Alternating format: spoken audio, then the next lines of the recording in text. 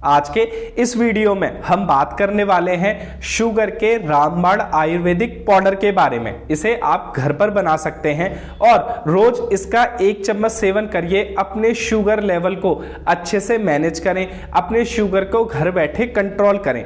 इस पाउडर को कब खाना है, कितनी मात्रा में खाना है और इस पाउडर को कैसे बनाना है, इसी पर हम चर्चा करने वाले हैं। मैं naturopathic doctor Ranjit Singh, diabetes specialist, health coach and nutritionist, Ayurvedic Ranjit YouTube channel में आप सभी का स्वागत करता हूं। तो सबसे पहले आप 2 बातें समझने की कोशिश करें। पहला, वो लोग जिन्हें डायबिटीज हो चुकी है और दूसरे वो लोग जिन्हें डायबिटीज नहीं हुई। इन दोनों को ही 2 तरह की गलत फहमियां होती हैं, यानी 2 तरह की मिसअंडरस्टैंडिंग होती हैं डायबिटीज को लेकर। सबसे पहली मिसअंडरस्टैंडिंग ये होती है कि ऐसा माना जाता है जो डायबिटीज है या जो शुगर है वो मीठा खाने से बढ़ती है, पर यह पूरा सच नहीं है। मीठा खाने से शुगर नहीं बढ़ती बल्कि ज्यादा सिंपल कार्बोहाइड्रेट खाने से शुगर बढ़ती है।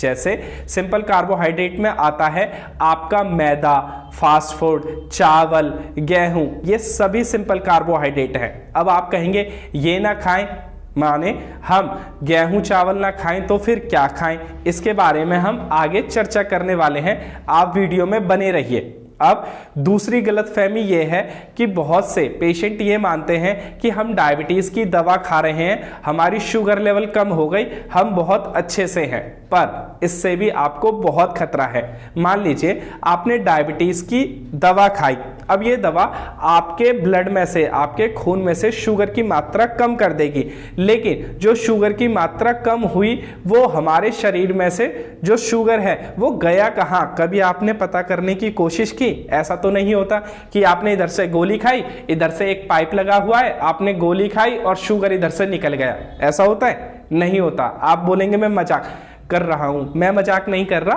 आप मजाक कर रहे हैं अपने आप से।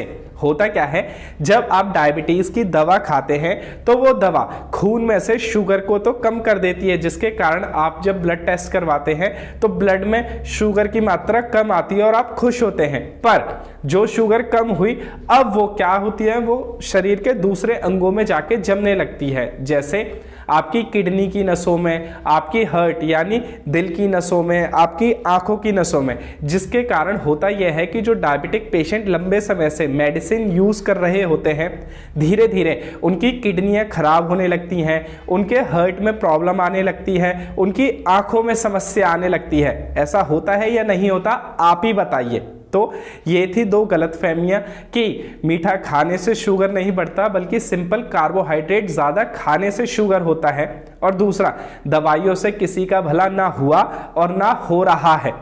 अब जानते हैं अपने आयुर्वेदिक पाउडर के बारे में, क्योंकि आयुर्वेद से ही आप किसी भी चीज को कंट्रोल कर सकते हैं, किसी भी चीज को जड़ से खत्म कर सकते हैं। तो इस आयुर्वेदिक पाउडर को बनाना कैसे है, इसमें 3 चीजें लेनी है। पहला, इंद्रजौ। ये आपको बाजार में जो लोग जड़ी बूटी बेचते हैं यानी पंसारी की दुकान पर आसानी से मिल जाएगी। दूसरी चीज लेनी है बादाम यानी एलमंड, और तीसरी चीज लेनी है आपको भुने हुए चने यानी रोस्टेड चने। कितनी मात्रा में? तो आप तीनों को 100-100 ग्राम की मात्रा में लीजिए। जैसे 100 ग्राम इंद्रजौ, 100 ग्राम बादाम और 100 ग्राम भुने हुए चने। अब तीनों को आप मिक्सी में अच्छे से पीस लीजिए, पीस कर महीन चूर्ण बना लीजिए और किसी डब्बे वगैरह में भरकर टाइट पैक करके इसको रख लीजिए। अब इससे खाने से जो शुगर है वो बहुत अच्छे से कंट्रोल होती है, क्योंकि इन तीनों का ही ग्लाइसेमिक लोड बहुत कम होता है और ये तीनों ही बहुत अच्छे तरीके से, बहुत प्रभावी ढंग से शुगर को कंट्रोल करते हैं। ये चूर्ण लेना कैसे है, तो आप रोज सुबह या फिर अपने खाने के 15 या 20 मिनट बाद इसमें से 1 चम्मच चूर्ण लेना है नॉर्मल पानी के साथ, अगर आपका शुगर लेवल थोड़ा सा बढ़ा हुआ है।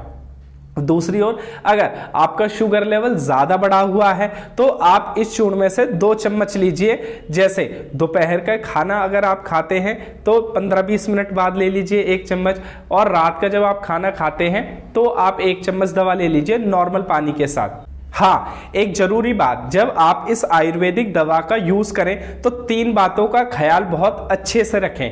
पहला, आप दिन भर में जो बार बार खाने की आदत है वैसे बार बार ना खाएं, क्योंकि अगर डायबिटिक पेशेंट बार बार खाएंगे तो शरीर से इंसुलिन ज्यादा निकलेगा, इंसुलिन रेसिस्टेंस बढ़ जाएगा, जिसके कारण डायबिटीज हाई होने के चांसेस और बढ़ जाएंगे, या जिन लोगों को डायबिटीज नहीं है उनको डायबिटीज होने के चांसेस बढ़ जाएंगे। इंसुलिन रेसिस्टेंस क्या होता है, इसके ऊपर मैंने ये डिटेल वीडियो बनाई है, आप इसे जाकर जरूर देखें।